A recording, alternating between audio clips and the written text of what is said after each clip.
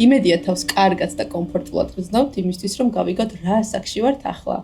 მოგესალმებით, მე ვარ მარიამ წივწივაძე, ქირურგი, ლონჯევიტის მკვლევარი და ტელორას დამფუძნებელი. ეს არის ჩემი პირველი პოდკასტი, სახელწოდებით რა ასაკში ვარ ახლა. ძალიან მიხარია, რომ ჩვენთან ერთად ხართ და უყურებთ ჩემს პირველ ეპიზოდს. ჩემი მიზანია, როგორც ლონჯევიტი მკვლევარის, ავამაღლო ცნობადობა საქართველოში ლონჯევიტის პრაქტიკებთან დაკავშირებით და დავეხმარო ადამიანებს ჯანმრთელად ცხოვრებაში. ლონჯევიტი სიტყვასიტყვით ნიშნავს გრძელ ცხოვრებას და როგორც მეცნიერება, ისე მსახურება ჯანსაღი ცხოვრების წესის დანერგვას და ბიოლოგიური ასაკის შენელებას, რაც გვეხმარება უჯრედულ გაახალგაზრდავებაში. პოდკასტის მიზანია ცნობადობის ამაღლება ლონჯევიტი პრაქტიკების შესახებ, განურჩევლად ასაკისა და გენდერისა, რაც დაგვეხმარება, რომ პირველი ნაბიჯები გადავდგათ ჯანსაღი ცხოვრების წესის შექმნაში და მოусმინოთ ინდუსტრიის პროფესიონალებს, რომლებიც გულწრფელად და ავთენტურად უპასუხებენ ყველაზე მნიშვნელოვან შეკითხვებს. ჩემი პირველი პოდკასტის სათაურია მიხედე თავს, რა იცი რა ხდება, რომლის ფარგლებშიც ვისაუბრებთ ბიუთი ინდუსტრიისა და ჯანსაღი ცხოვრების სხვადასხვა ასპექტებზე, შევეხებით ისეთ საკითხებს, რომლებიც არის აქტუალური ქალებში, ვისაუბრებთ ჩივილებზე, ასევე ჯანსაღი ცხოვრების წესზე და როგორ შევძლოთ ყველაზე მარტივი გზებით ჩვენი ცხოვრების ხარისხის გაუმჯობესება. დღევანდელი ჩემი სტუმარია ირა ჭელიძე, კრეატიული დირექტორი და ლექტორი. ირა, გამარჯობა. გამარჯობა. დიდი მადლობა, რომ ჩემი სტუმარია. პირიქით, მადლობა რომ მომიწვიე და ესე იგი რომ მოვდიოდი, მქონდა სულ ესეთი კითხვა, ძალიან ხომ არ დავიგვიანე, იმიტომ რომ ამ ბოლო დროს სარკეების იშები დამეწყო. დაიგვიანე, აღარაფერი აღარ გეშველება. დავით. არა, ასე არ არის, ნამდვილად, კარგი ის არის, რომ გვაქვს ორი ასაკი. ერთი არის ქრონოლოგიური, რომელსაც ვერ შეცვლის სამწუხაროდ, ეს არის ასაკი, რომელიც გემატება პასპორტში. კი ბატონო. და არის მეორე ბიოლოგიური ასაკი, ეს არის მდგომარეობა შენი უჯრედული დონის. რამდენად ახალგაზრდულად მუშაობს შენი სხეული, რომლის შეცვლაც შეგვიძლია საბედნიეროდ. კი ბატონო. მაშინ დავიწყებ ესეთი კითხვით, რომელიც დამაბარეს.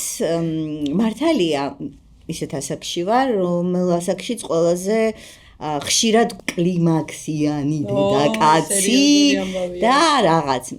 მინდა გითხრა, ასე კარგად როგორც ამ ასაკში ვგრძნობ თავს, არ მიგრძნია არც ერთ ასაკში, იმიტომ რომ რაღაცა კომპლექსები წავიდა, რაღაცები გადაიაზრა, მაგრამ არ ვიცი ეს რაზეა დამოკიდებული, შენგან ველოდები პასუხს, მაგრამ ფაქტია, რომ ძალიან ბევრ ადამიანს, ძალიან ბევრ ქალს აქვს ჩივილი, ვიღაცას ვერ ძინავს, ვიღაცას ცხელა, ვიღაცა ტაფით დასდევს მოსაკლავად ვიღაცებს და რაზეა ეს დამოკიდებული, რატო ხდება, ხო და ყველაზე მნიშვნელოვანი რა კითხვაც დამაბარეს არის რომ მენოპაუზა არის ის, რაც დამაბერებს უცებ მალე ადრე და კუბოში ჩამაწვენს? კუბოში არ ჩაგაწვენს, რა თქმა უნდა, მაგრამ ბევრისთვის ძალიან მძიმე პროცესია მენოპაუზა. სამწუხაროდ ნამდვილად ჩქარდება დაბერების პროცესები მენოპაუზის დროს. და აი რო ავხსნათ, რატომ ჩქარდება? კი, პირველ რიგში იმიტომ ჩქარდება, რომ ეს ჩვენი ჰორმონალური ცვლილებები პირდაპირ, ესე ვთქვათ, ურტყავს უჯრედებს. ადამიანის ორგანიზმს, რომელიც ქაოტურ გარემოს ქმნის ორგანიზმში და შესაბამისად ეს იწვევს სხვადასხვა პროცესების აჩქარებას. აი, ყველაზე მნიშვნელოვანი არის მაგალითად ესტროგენი. ვიცი, ეს არის მნიშვნელოვანი ჰორმონი და მენოპაუზის დროს ეს ჰორმონი იკლებს. ანუ რა ხდება ამ დროს? ეს ჰორმონი იწვევს პრო და ანთებითი პროცესების დაჩქარებას, რაც უკვე ქრონიკულ ანთებას იწვევს და შესაბამისად პროცესებს აჩქარებს დაბერების ორგანიზმში. ამიტომ არის, რომ ქალები განიცდიან სხვადასხვა სიმპტომებს მენოპაუზის დროს. რაც შეეხება ერთი ძალიან მნიშვნელოვანი საკითხი არის, რომ ბევრი ამბობს, რომ ეს გენეტიკურად მუშაობს თუ არა. აი გენეტიკაზე ნახე, მაგის თქვა მინდოდა, რომ მეც გენეტიკურად რაღაცა მშვიდად, ანუ დედაჩემმა ძალიან მშვიდად გადაიარა ეს პერიოდი და შესაბამისად მეც რო ასე კარგად ვარ, ამაზეა ამიტომ ვარ კარგად, თუ რაღაც სხვა ფაქტორები მუშაობს. ცალსახად გენეტიკა მნიშვნელოვანია და რო ვამბობთ ხოლმე, რომ აი გენეტიკურად ეს კარგად იყო და ჩვენც კარგად ვიქნებით, კი მუშაობს, მაგრამ მეცნიერულად დადასტურებულია, რომ გენეტიკას აქვს მარტო 20%. დანარჩენი 80% არის სრულიად თქვენი ცხოვრების სტილი. როგორ ცხოვრობთ, რას ჭამთ, სტრესი როგორ გაქვთ, როგორ გძინავთ, ვარჯიშობთ თუ არა და ზოგადად აი როგორ mindset-ი როგორ ვთქვათ, გონება როგორ მუშაობს. ანუ შენ გინდა თქვა, რომ თუ ფსიქოლოგიური განწყობა, თუ ჩემი ტვინი რაღაცნაირად ისეა მომართული, რომ აქტიურია, ეს მაგრძნობინებს თავს მენოპაუზის დროს უკეთესად. დიახ. ნახე, ტვინს შეუძლია პირდაპირი გავლენა მოახდინოს უჯრედებზე. კი, რა თქმა უნდა. და შესაბამისად ეს გავლენა პირდაპირ მოქმედებს მერე ორგანოებზე. კი ბატონო. ჰორმონებზე, უჯრედ გენებზე, კი ბატონო. რაც მერე აი დღეს რო შენ კარგად ცნობ თავს, არის ზუსტად მაგის დამსახურება. შენი mindset-ი იმდენად განსხვავებულია და დადებითია, ესე ვთქვათ, სტიმულს აძლევს უჯრედებს, რომ უფრო მეტად აქტიურად იყვნენ და უფრო მეტი ენერგია გამოიშვა და შენ იგრძნო თავი კარგად. კი ბატონო. მაშინ მე ვარ შემდეგი კითხვით, იმიტომ რომ აბსოლუტური ჩაიდანი ვარ. სრული რა არის longevity? აი რა არის, იმიტომ რომ ნახე, როგორც კი საუბარი იწყება ცხოვრების გახანგრძლივება, ეგრევე ამომიტივტივდება ის ცნობილი ფილმი ბრიუს ვილისი და ორი ქალი, რომელიც რაღაცა სვავენ და ბოლოს დავიძვრებას. აი რომ არ დავლიოთ რაღაცა და თავი არ მოგძვრეს და რაღაც შპაკლის მიდება არ დავჭირდეს შუალედებში, იქნებ აგვიხსნა რა არის longevity და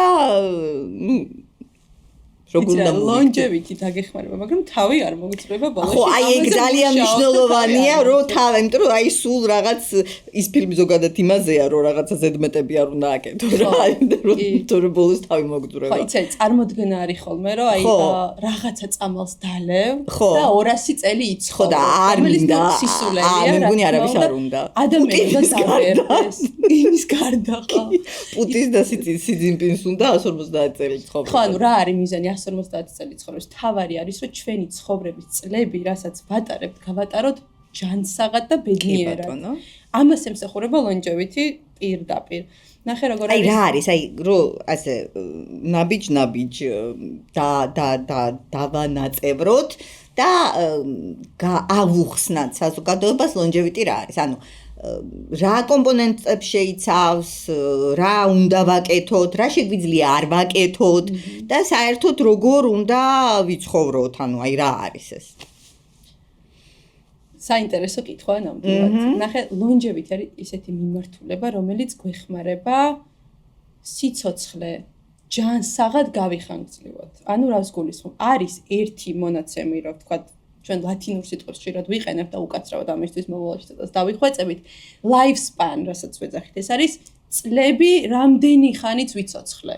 და არის health span-ი, ანუ იმ წლების რაოდენობა, რა დროსაც მე ჯანმრთელად ვიცოცხლე. აი ზუსტად longevity გვეხმარება იმაში, რომ ეს ჩემი წლები გამოყოფილი მაქვს, გავატარო ჯანმრთელად, აქტიურად და ენერგიულად და შესაბამისად health span-ს რო ჯობესებ პირდაპირ მოქმედებს lifespan-ზეც.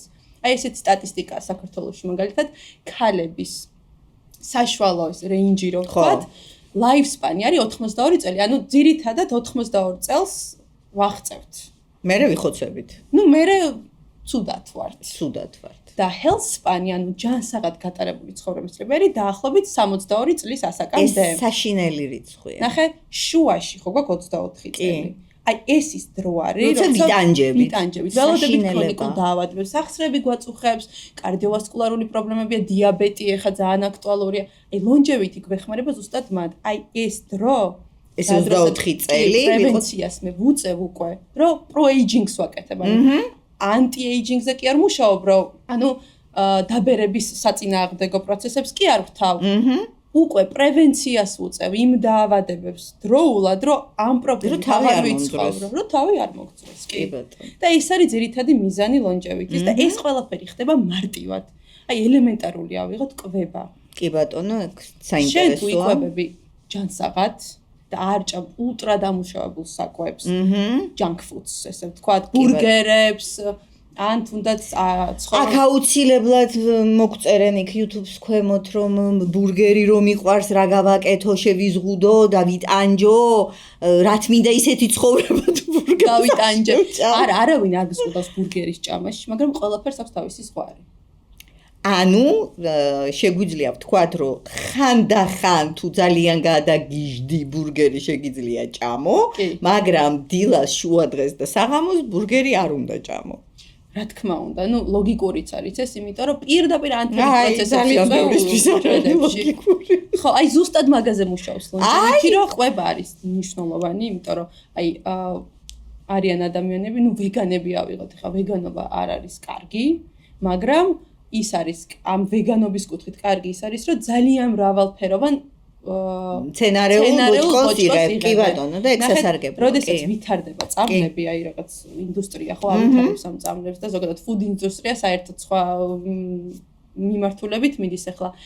აღმოჩნდა კვლევებით, რომ სალათის ფურცლებში, მწვანილებში, ხილში და ბოსტნეულში არის ისეთი მოლეკულები, რომლებიც პირდაპირ უთანაბდება იმ წამლებს, რასაც ამზადებენ. ახლა იმისთვის რომ მივიღოთ თქვა დანამატები. კი ბატონო, ანტიოქსიდანტებიც, ყვავილოვან კომპოსტოში ანტიოქსიდანტები და რაღაც ესეთი თემები. კი, ამიტომ ასეთი ტიპის კვებას ძალიან დიდი მნიშვნელობა აქვს. ესე ვამბობთ ხოლმე ზოგადად, რომ თუ კვირის განმავლობაში მიიღებ 30 სახეობის მწვანე პროდუქტს, ბოსტნეული, ხილი, მწვანილები, ზუსტად შეგიძლია დადასტურების თქვა, რომ შენი ბიოლოგიური ასაკი უკვე მცირდება. რა ვქნათ იმათ ჩემს თავს ვგულისხმობ, რომლებსაც არ უყვარს ესეთი პროდუქტები, მწვანე, ანუ მე მაგალითად ხილს და ბოსტნეულს ჭამ ძალიან შეზღუდულად, იმიტომ რომ უბრალოდ არ მიყვარს. რა უნდა ვქნათ? ამისთვის არის დანამატები ხელოვნურად შექმნილი. რამდენად ჯანსაღია ამ დანამატების მიღება? ძალიან მნიშვნელოვანი საკითხი შეეხება, იმიტომ რომ ეხლა დღეს რატომ სანამ მიპასუხებ, ნახე, სოციმედიაში დღეს ხდება რა? გამოდის ვიღაცა, რომელიც არის სელებრიტი თუ ინფლუენსერი თუ არ ვიცი ვინ, ხელში უკავია რაღაცა ქილა, რომელშიც ყრია კაცმა არ იცის რა და მეუბნება რომ ეს დალიე და იქნები ჩემსავეთ მშვენიერი. მე ჩემ ასაკში სკეპტიკოსი ვარ და სანამ დავლევ იმას, გადავამოწმებ მაინც, მაგრამ 20 წლის, 25 წლის, მოკლედ რაღაც ისეთი უფრო მოწყვლადი ასაკის ადამიანები ეცემიან ხოლმე და იწყებენ მაგის ყლაპვას. როგორ უნდა გავარჩიოთ, რა დავლიოთ, როგორ დავლიოთ, როდის დავლიოთ, დავუჯეროთ ინფლუენსერებს თუ არ დავუჯეროთ, როგორ ინფლუენსერებს, ანუ ძალიან სერიოზული ამბავია ეს, იმიტომ რომ სოციალური მედიის პირობებში დამეთანხმები ყველას შეუძლია აიღოს და რაღაცა გააპიაროს, ყველას. და თან ყველას ეყოლება თავისი მაყურებელი. რა თქმა უნდა და მომხმარებელი. შვილს ყავს მაყურებელი და კი, ყველას თავისი როგორც კი რაღაცა ქილას დავიჭერ და ვიტყვი რომ ამას დალევ და არ მოკვდები, რა თქმა უნდა ვიღაცები წავლენ, დალევენ და მოკვდებიან. კი, სოციმედიაში რომ შევდივარ და ვსკროლობ ხოლმე, მილიონი ექსპერტი ხდება, რომელიც მილიონ რჩევას მაძლევს და უკვე ვილაპარაკოთ ამაზე ადამიანი რომელსაც არ ვიცი, არც გამოცდილება არ მაქვს, ვერ ხვდები ვის უნდა დავუჯერო. პრობლემა რა არის? განსაკუთრებით დანამატების, ძალიან პროპაგანდას უწევთ საქართველოში დანამატებს. ისე რომ, გატრენდებულია ინფლუენსერი გამოვა იტყვის რომ მე ვსვავ მაგალითად სპირულინას, ეს ბრენდი და თქვენს გირჩევს სპირულინა იქით იყოს და ეხლა თურმე ტრენდია, მე არ ვიცი, ცოტა შორს ვარ ეგეთი რაღაცებისგან და ეხლა ტრენდია ყველა დადის და რაღაცა წუმპეს სვავს. რაღაცა მწვანე წუმპეა და ისტერიულად სვავენ ამ მწვანე წუმპეს და გუშინ ჩემმა სტუდენტებმა მითხრეს, რომ ამის დალევის არ მახსოვს სახელი. და ამის დალევის შედეგად უკვე არის კვლევები worldwide, ანუ მთელი რომ ვიღაცებს ავადმყოფოში მოხვდნენ. ეხლა ისტერიულად სვავდნენ იმ რაღაცა საშინელგემო აქვს თან თურმე. და რა არის ეს, რასთან გვაქვს საქმე? ზოგადად როგორ არის? როდესაც კომპანია ქმნის დანამატს, რაღაც სამეცნიერო კომპანია manufacturing-ი ხდება, არის სამი მნიშვნელოვანი ფაქტორი. პირველი, როცა ქმნი დანამატს და იღებ რაღაც ინგრედიენტს, პირველ რიგში უნდა ჩაატაროს სამეცნიერო კვლევა, რომელიც ძალიან ბიუჯეტურია. არც ერთ დანამატების კომპანიას არ აქვს გამოყენებული ინვესტიცია, მაღალბიუჯეტურია. რომ ეს კვლევა ჩაატაროს. ამიტომ რა ხდება? იღებენ თითოეულ ინგრედიენტს, აი სპირულინას გადავეკიდე, მაგრამ სპირულინა ვიცით რომ კაია, ცალკე ვიცი რომ ძალიან კაია. კიდე ვიცი რომ რაღაც სხვა ცალკეული დანამატები, ინგრედიენტები ძალიან კარგია, მაგრამ რეალურად ამ კვლევებს რასაც ატარებენ ან ცხოველებზე, ან in vitro, ანუ ლაბორატორიულ დონეზე, რომელიც რეალურად ადამიანზე რა შედეგს მაძლევს, არ ჩანს, კი ბატონო. ხშირად რა ხდება? მე ვიღებ ამ დანამატს, რომელიც საერთოდ არ მიდის ჩემ ქსოვილებამდე. პროსტა ვსვავ და არაფერი არ მომდის, მაგრამ მე მგონია რომ რაღაცა გავიმუჭობეს. ეს არის ძალიან პლაცებოს ეფექტია. ამიტომ პირველ რიგში მე ვიღაცისგან რომ ვიღებ რჩევას, რომ მიიღე ეს დანამატი, ვიღებ ამ იმას ინგრედიენტებს და ვკითხულობ რა შედის, როგორ არის შექმნილი, ვინ არის კომპანია, რამე თქვათ CE მარკი აქვს თუ არა, არის თუ არა, აქვს თუ არა გავლილი ყველა სტანდარტი. ამას რო ჩაუღრმავდები, მე მიხვდები რომ ეს დანამატი ღირს თუ არა რომ მიიღო და თავარი რაც არის ეს ყველაფერი უნდა იყოს პერსონალიზირებული. არ შეიძლება რომ ერთი და იგივე დანამატი მიიღოს ყველამ. კი ბატონო. და მიიღონ რაღაცა ერთი კონკრეტული რაოდენობით. ამისთვის არსებობს ანალიზები, რომ მივხვდე, დანამატი მჭირდება თუ არ მჭირდება. შეიძლება მე მივიღო მაგნიუმი, რომელიც კი ვიცი, რომ ძალიან კარგია ზოგადად ხსნის დაღრილობას, აუმჯობესებს გონების მუშაობას, მაგრამ თუ არ მჭირდება, რატო უნდა მივიღო გადამეტებული არაფერი არ ვარგა. ხო, აი კოვიდის დროს ისტორიულად ყველამ D ვიტამინის სმარო დავიწყეთ.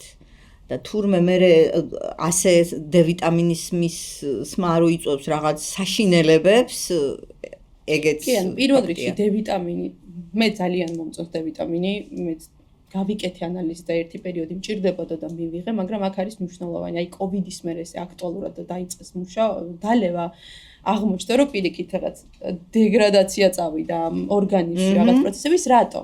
პირველ რიგში მარტო რო იღებ D ვიტამინი რა არის? გვეხმარება რომ კალციუმი მიეწოდოს ძვლებს და ზოგადად ეს ისხივები რომელიც არ გყოფნის, D ვიტამინი ამის გვეხმარება. ბოდიში რა მინდა გავარკვიო, სუმაწუხებს ეს კითხვა. ნახე, საქართველო არის მზიანი ქვეყანა, ხო? ზამთარშიც კი ძალიან ცოტა პროცენტია, ესეთი ნისლიანი, ღრუბლიანი ამინდები მზე გვაქვს.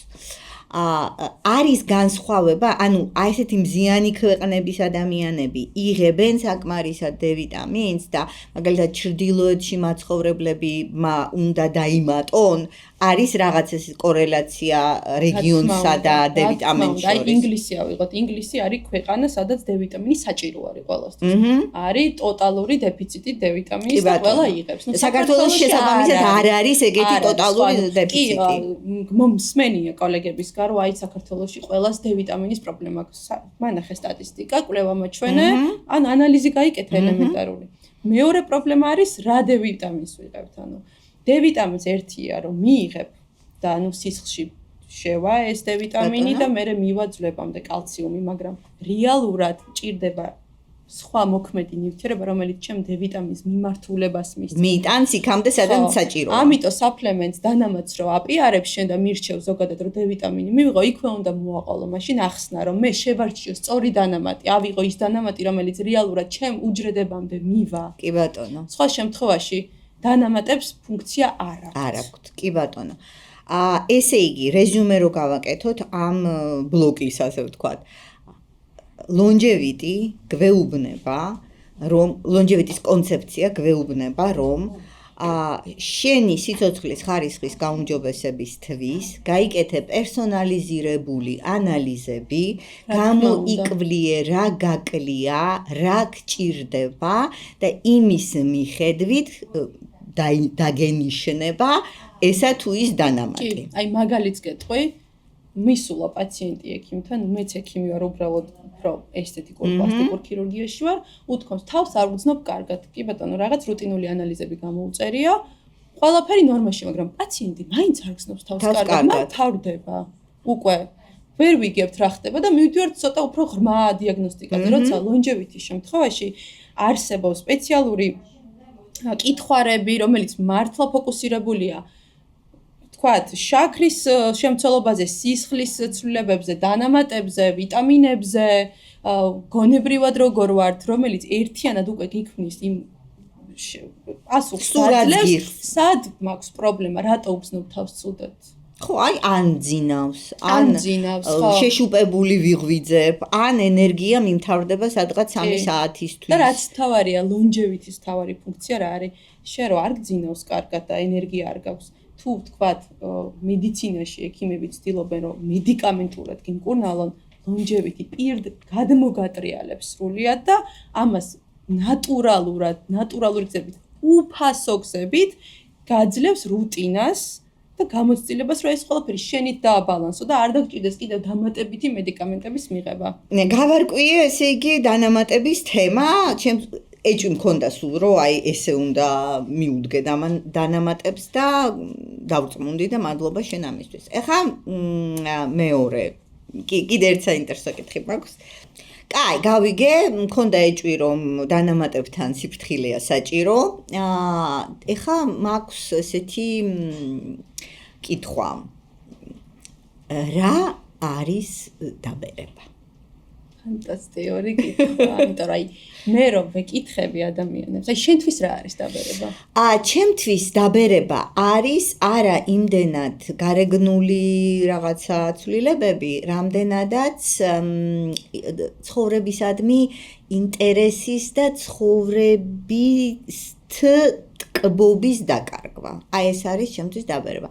როდესაც ჩამქრალი გაქვს თვალები, როდესაც რაღაცები აღარ გაინტერესებს, როდესაც დეგენერატობას აღარ ჩაიდენ, როდესაც ღამის 3 საათზე მაგალითად აღარ ახტები და სადღაც არ წახვალ. ძალიან კარგი არ არ იმაიმუნებ. ანუ რაღაცები აღარ გაცინებს, რაღაცები აღარ გახალისებს.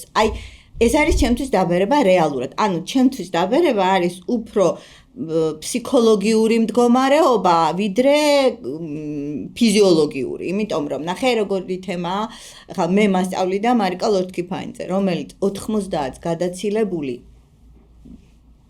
ავად იყო ადამიანი, რაღაცა პრობლემები ჰქონდა ჯანმრთელობის, მაგრამ იდგა აუდიტორიაში და კითხულობდა ლექციებს. ლექციებს კითხულობდა ბოლომდე. და იყო აბსოლუტურად გახსნილი გონების, იყო ძალიან საინტერესო, გენეტიკურად ჩემი დიდბებიები და ძალიან დიდ ასაკში წავიდნენ, ჩემი დიდბებია ბოლომდე მაგალითად ტელევიზორში უყურებდა ოპერას და რაღაცა არჩევდა ბალეტს, იმან კარგი პირუეტი გააკეთა და ამან არა და 90-ს გადაცილებული იყო. შესაბამისად, ამიტომ ეს არის ჩემთვის დაბერება, რომ ბალერინას ვეღარ შეაფასებ რაღაც მომენტში რა, აღარ დაგაინტერესებს. ხო, იმიტომ რომ აღარ გაქვს შინაგანად არც ენერგია არა გაქვს, ხო? პირდაპირ მივდივართ უჯრედებზე. ნახე როგორ არის მე რო ვეკითხები ხოლმე ადამიანებს რა არის დაბერება. ბოდიში გაწყვეტინებ, რა თქმა უნდა, გარეგნული ნიშნები ძალიან თავისთავად მნიშვნელოვანია, ზოგსის აწუხებს და ამ შემთხვევაში ხართ თქვენ პლასტიკური ქირურგები. რომლებიც გარეგნულად, მაგრამ რაც არ უნდა გადაიჭიმო სახე, შინაგანად თუ არ ხარ, ახალგაზრდა ხო, იბლი აქ თავზე ჩიპით და დამთავრდება, ხო? არაფერი არ შეიცვლება. კი, ანუ რო ვეკითხები, პასუხი არის მარტივი, რომ ვერდებით, ვერაფერს ვერ ვუზავთ ამ დაბერებას, უნდა მივყვეთ ამ პროცესს.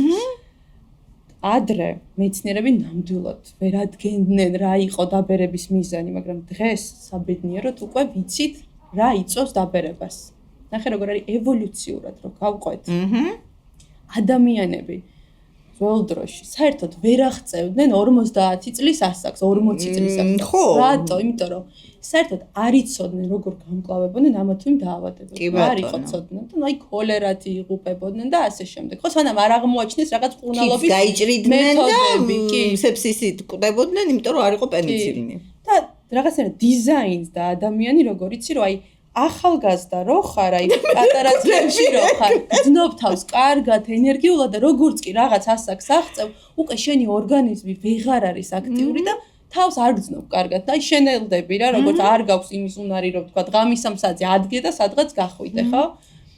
ბიოლოგიურადაც ესე ჩამოყალიბდით, რომ ახალგაზრდა ვარ კარგად, ასაკში ვარ, უკვე თავს არ გძნობ კარგად.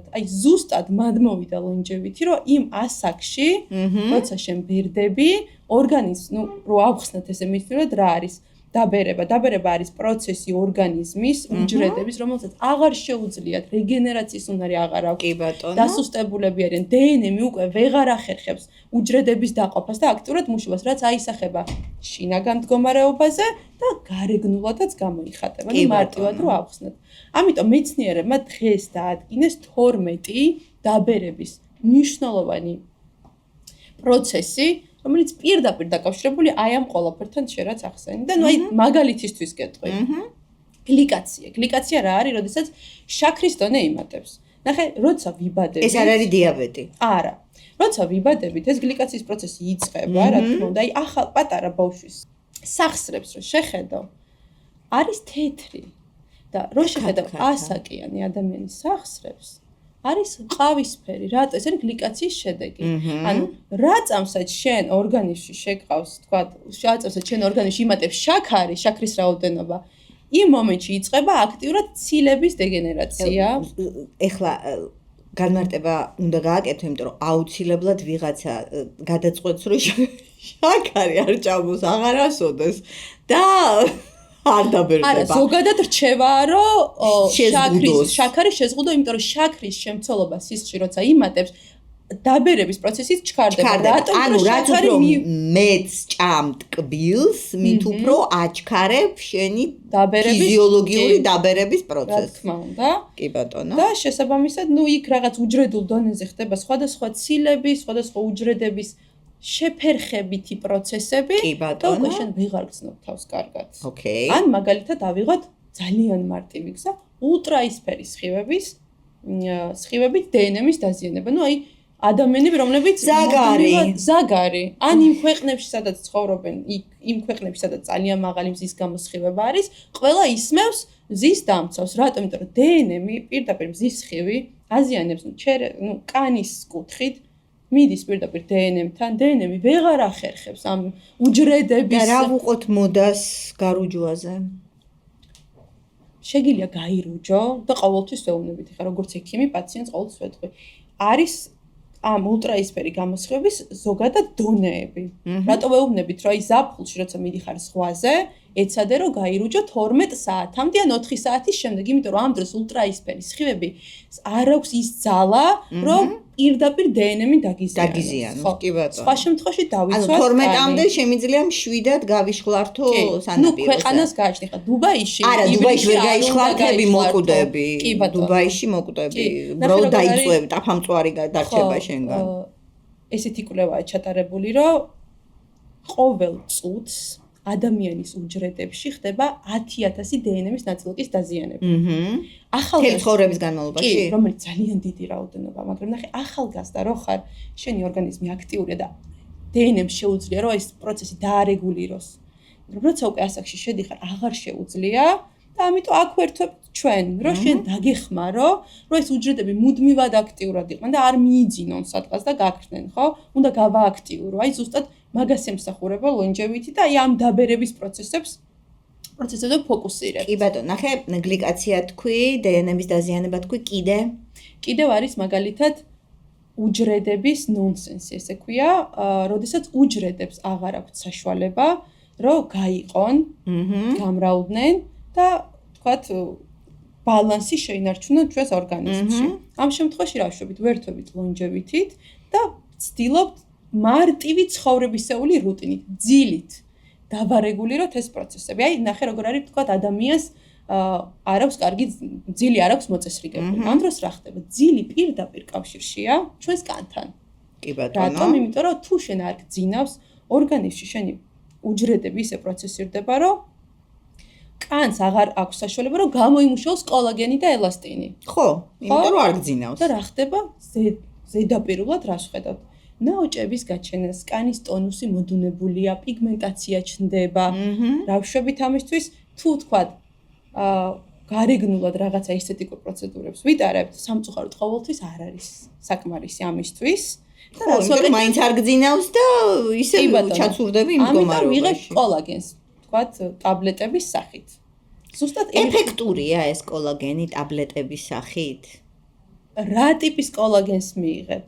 და რა შემადგენლობით და რა კონცენტრაციით, იმის მიხედვით თქვათ, ვიღებთ შედეგს, რაც ვისაუბრეთ, რომ ამ შემთხვევაში მნიშვნელოვანია ინდივიდუალური კი ბატონო, ინდივიდუალური მოკვლევა, კი ბატონო. ან სტრესი, მარტივად ავიღოთ. კოლაგენის აბების მაგივრად რომ არტალას ნახარში დავლიო. ფანტასტიკურია. ხაში ვჭამო. მაგრამ ეს იმას არ ნიშნავს, რომ შენ მაინც არ უნდა დაიძინო. არასოდეს არ უნდა დაიძინო. ჭამო ხაში. არა, ეგრე არ გამოვა, ეგრე არ გამოვა, ხო არა და არ ძალიან მნიშვნელოვანი. ძილის დროს გამოიყოფა მელატონინი, რომელიც არის ძალიან მნიშვნელოვანი ნივთიერება ჩვენი ორგანიზმისთვის, რომ ჩვენმა ორგანიზმმა იფუნქციონიროს კარგად. ეს არის როგორ არის, იცი? ყველაფერი არის ერთმანეთთან გადაჯაჭვული ორგანიზმში. შენ თუ იქ მელატონინის პრობლემა გექნება, უკვე პრობლემა გვაქვს გონებრივ რაღაც სხვადასხვა ფუნქცია, კოგნიტური ფუნქციების დარღვევა ხდება. მერე მოდის სტრესი. სტრესი არის კარგი, მაგრამ სტრესი უნდა იყოს დაბალანსებული. აი, მაგალითად, ვარჯიშით ვიღებ მექანიკურ სტრესს, რომლითაც რა ხდება? ჩემ უჯრედულ, ესე ვთქვათ, ენერგიის წყაროებს ვააქტიურებ მიტოქონდრიებს. მიტოქონდრია რო აქტიურია, უჯრედი არის აქტიური, სიცოცხლის უნარიანი და ეს ჩემს გარეგნობაზეც გამოიხატება, კუნთი მუშაობს აქტიურად და ჩემი დაბერების პროცესები ნელდება. ანუ სხვათა შორის გუშინ წავიკითხე, რომ თუ სწრაფად დადიხარ დღეში, აი ელემენტარულად რაღაცა 10-15 წუთი, ესეც ძალიან კარგია, იმიტომ რომ აქტიურებს სწრაფსიარული, აქტიურებს რაღაცა პროცესებს, რომელიც ხელს გიწყობს ცეკვა, ვარჯიში, პილატესი, პადელი, ნებისმიერი აქტივობა, რაც ვიხმარებო, რომ უჯრედები იყოს ენერგიულად და ჩვენი შიდა პროცესები დავაჩქაროთ, პირდაპირ მოქმედებს დაბერებაზე და გვინელებს ბიოლოგიურ ასაკს. ეხლა შენ მე მითხარი ეგრეთ წოდებულ ჰოლისტიკურ მიდგომაზე, რომელიც აი არ მესმის რა არის, უბრალოდ ვიცი რა არის, მაგრამ აი სულ ვიბნევი ხოლმე ამ ჰოლისტიკურ მიდგომაში რა იგულისხმება და ასევე ეს რამდენად მნიშვნელოვანია, რამდენად დადებითად მოქმედებს სხვადასხვანაირი მედიტაციები, სხვადასხვანაირი ესეთი რაღაცები, ვიბრაციები, ну, ვიცი რომ ტიბეტში არიან გასხივოსნებული ბერები, რომლებსაც მიწიდანაც იწევიან და რაღაცა და ისე კვდებიან რომ არ ეტყობათ და მე 300 წლის შემდეგ აღმოაჩენენ რომ არც კი გახმნენ, ეგეთი ცნობებიც არსებობს. აი ეს ყველაფერი ან საინფორმაციო ნაკადში არის ძალიან ბევრი დადასტურებული და უდასტურებელი ფაქტები. ღლიცინის იქით რომ ვიკითხო, მედიტაციები, იოგა, პილატესი, სხვადასხვა მუსიკალური თერაპიები, სხვადასხვა, ანუ ყოველ კვირას ჩვენ ვიგებთ რაღაცა ახალს, რომელიც თურმე ახანგრძლივებს ჩვენს სიცოცხლესა და ჯანმრთელობას. რამდენად არის ეს მითი, რამდენად არ არის მითი, ამ მითებში რა არის სიმართლე, მეტიწილია სიმართლე თუ მეტიწილია მითი და ასე შემდეგ. აი ესეც რომ ამის პრეპარაციაც რო გავაკეთოთ. დღეს ზოგადად ანატომიური კვეთასავით გვაქვს საუბარი. კი. ნახე, სანამ გიპასუხებ, მე თვითონ ამ ზაფხულს, ესე ვთქვათ, ჩემ თავზე ჩავატარე რაღაც სამეცნიერო კვლევა, ესე ვთქვათ. ავიღე კონკრეტულად 3 აქტიური პროცესი, ერთი არის ვარჯიში, ჟანგბადის თერაპია და მედიტაცია. 3 თვის განმავლობაში აქტიურად ჩავიტარე ეს პროცესები ჩემს ორგანიზმზე და მე განსაზღვრე გენეტიკური ტესტით კონკრეტული ბიომარკერები რეგენერაციის, სირტუინ 1 ასე ქვია და ნახე რამდენად არის გაზრდილი და სიცოცხლის უნარიანი. აღმოჩნდა რომ ვარჯიში გამოვრიცხვა, ვარჯიშმა ძალიან დიდი მაჩვენებელი მაჩვენა, მაგრამ მედიტაცია მაჩვენა 24.8%-ით ამ სირტუინის აქტივაცია. ანუ ეს რას ნიშნავს? ახალი არაფერი არ არის, რომ გავყვეთ ისევ ევოლუციას, აი კლეოპატრას. ცნობილი იყო, რომ რაღაცა თავის რუტინა ჰქონდა, იქ ზისაბაზანებში იყო, მედიტაციას აკეთებდა, იქ გერით თერაპიებს იტარებდა, ძველ საბერძნეთში გერით თერაპიები ძალიან თერაპიები კი ბატონო. ეს მეცნიერულად დავამტკიცეთ რა, რომ აი გერითი ის ქალები სწორად იქცეოდნენ. ძალიან სწორად იქცეოდნენ, რატომ? აი ავიღოთ მაგალითად ეს გერითი თერაპიები. რეალურად ეს გერითი თერაპიები, ან ჩვენი უჯრედები ამ გერებს აღიქვავენ ვიბრაციებს, იმიტომ რომ ჩვენს უჯრედებზე არის ზედაპირული სენსორული პატარა ნეიროგადამცემები, რომლებსაც შეუძლიათ გააქტიურონ მიტოქონდრიები, ენერგია წარმოქმნან ქსოვილებში, რაც რეგენერაციის და გაჯანსაღების პროცესებს მიირთავს. კი ბატონო, ანუ ის განცდა ძალიან სუბიექტური, რომ იმ მუსიკას თუ მოусმენ, რომელიც მომწონს. აბსოლუტურად მართალია. მუსიკა შეუძლია დაბერების პროცესი შეგინებას. და თუ რაღაცა ისეც უსმენ. ნუ გააჩნია. თუ არა, მუსიკით ვერ მოკვდები საბედნიეროდ, მაგრამ კი, მეცნიერულად არის დადასტურებული, რომ ასეთი ტიპის პრაქტიკები ძალიან კარგად მოგვიწევს. აი მედიტაცია რო ავიღოთ, მედიტაციის მიზანი არის, რომ შენ გონებრივად დაისვენო, ხო? ანუ ის ფიქრები, რაც შენ ყოველდღიურად გაწუხებს და anxiety, ანუ შფოთვას იწვევს და სტრესს შენში, მედიტაციის დროს ეს მშვიდება, ანუ ტვინი გადასცემს უჯრედებს ინფორმაციას, რომ ეხლა ჩვენ გვაქვს დასვენების პერიოდი და შენ უნდა უფრო მეტად გააქტიურდე ამ დასვენების მერე. პირდაპირ კავშირშია, რა თქმა უნდა, ბიოლოგიური ასაკის შენელებასთან. კი ბატონო, ესე იგი ეს არ არის მითი. არა, ეს არ არის მითი, მაგრამ ეს ყველაფერი უნდა სწორად წაიყვანო და ინდივიდუალურად. არ უნდა დაწყე. ხო, ყველა ესე არ უნდა ამაზე მუშაობა, ასეთ რომ ამისთვის მე მაგალითად უბრალოდ შემაგალის გეტყვით, გავიარე რაღაც ტრენინგი ამისთვის, რომ თქვა სწორად ვიმედიტირო. ამაში გჭირდება შენ მასწავლებელი, რომელიც სწორად აგიხსნის. შანსი არ არის. ანაირად ეხა დავჯექი, თვალი დავხუჭე და ვიფიქრე რაღაც, არ უნდა იფიქრო. საერთოდ ხო. ფიქრი უნდა შეწყვიტო. ეგ არის ყველაზე რთული. ანუ გამორიცხულია, რომ მე გავაჩერო. იმ ტიბეტშიც შამანები, ხო? ისეთ მცენარეებს იღებენ. რომელშიც ისეთი მოლეკულებია, რომ პირდაპირ დაბერების პროცესებს აჩვენებს, რაზეც ვისაუბრეთ, ხო, აი რომ ვიღებ ბოსტნეულს ან მწვანილს რაღაცას, ჩაიც კი გადის აი ამაში. ჩაი შექმნილია სხვადასხვა მცენარეებით. ამიტომ არის რომ ის ადამიანები იქ მაგალითისთვის იმიტომ ყავს, რომ რეალურად თავიანთი აი სიმშვიდით, ნეირო სტაბილურობით, გონებრივად საერთოდ სხვა მიდგომით აღმოაჩინეს, რომ გახრწნილებიც არ არის. კი ბატონო. ხო, ანუ მედიტაციაც უნდა ისწავლო. და მედიტაციაც უნდა ისწავლო ინდივიდუალურად, იმიტომ რომ ვიღაცას ესეთი ფორმა უხდება, ვიღაცას ისეთი ფორმა უხდება. რა ვქნათ იმ ადამიანებმა, ვისაც გძულს ვარჯიში. დაურეკეთ ბრიუს ვილის. მოგიტანოთ. ის წამალი. და შპაკლი.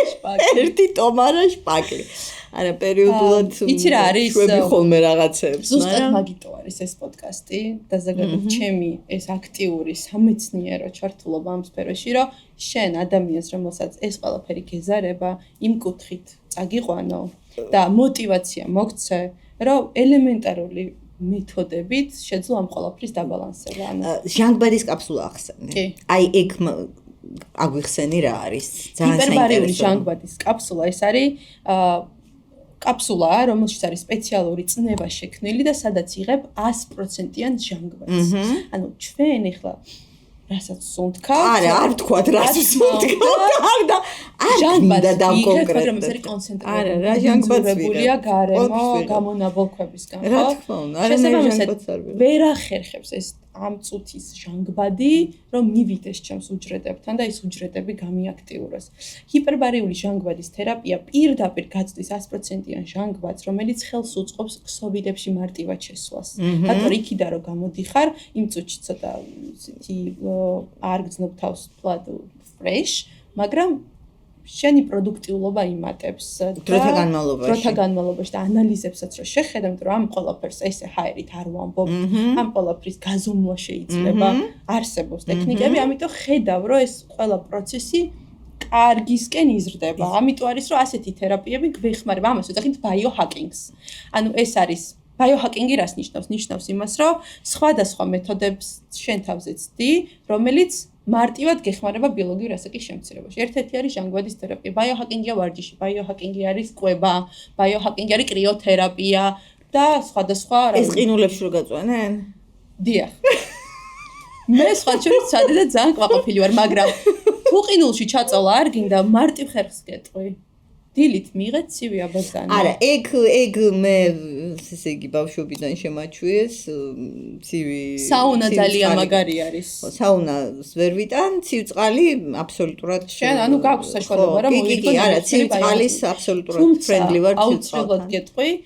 გადაჭარბებული ბიოჰაკინგი ორგანიზმისთვის კარგი არის, იმიტომ რომ იმხელა სტრესს აძლევ ორგანიზმს, რომ უკვე უჯრედები ქაოსში არიან და ვეღარ ხდება. აღარ მინდა ამდენი ბედნიერება. კი, ზომიერება ზოგადად კი რაღაცა. შენი აზრით ბედნიერი ადამიანი მალე ბერდება? იცი რა, არა ალბათ. ალბათ არა. რატო? იმიტომ რომ ისევ მაინდსეტთან ხო, უჯრედულ დონეზე და ან ბედნიერად ბერდება. მანდ ვარ ზუსტად. ჩვენი მიზანია რომ ბედნიერად და ჯანმრთელად გავატაროთ ის წლები, რაც გვაქვს. დაგვრჩა, ხო, რაც დაგვრჩა, კი ბატონო, იმიტომ რომ რაღაცებს ვერ იმასიზამ. ოკეი. და ერთი კითხვა მაქვს. აბა, ხო, მე კითხვები ამომეწურა, აბა, მიდი. კი. დღევანდელი შენი ჯანმრთელობის მდგომარეობით როგორ ფიქრობ? რა არის ის ასაკი, რასაც მიაღწევ? არ ვიცი, მე უფრო რაღაც ისეთ რაღაც უფრო ვფიქრობ, რომ რაღაც არსებობს რაღაც ასე ვთქვათ, ზედაზღვარი, რომელიც განსაზღვრულია.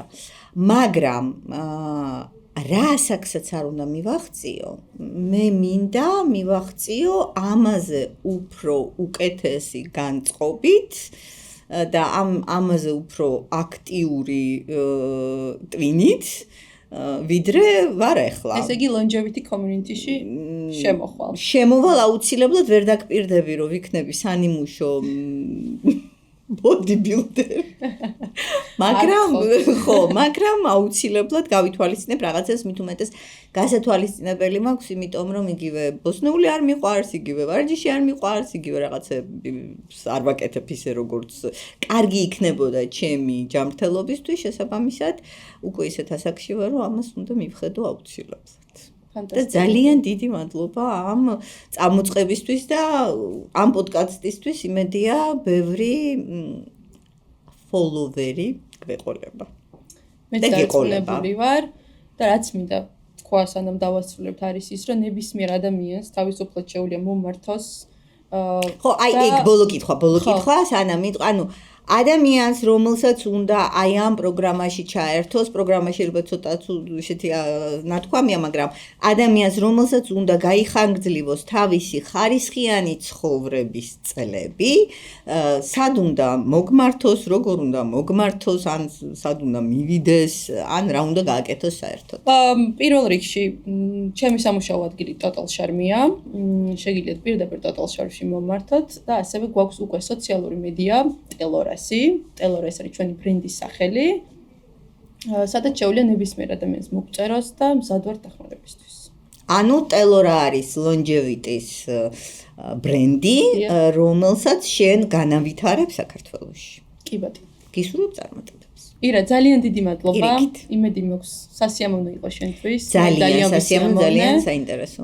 დიდი მადლობა და ეს იყო ჩემი პირველი ეპიზოდი. კომენტარებში შეგიძლიათ მოგწეროთ, რა თემები გაინტერესებთ, ან რაზე გავამახვილოთ ყურადღება და შემდეგ ეპიზოდებში აუცილებლად გავითვალისწინებთ. დაელოდეთ მომდევნო ეპიზოდს.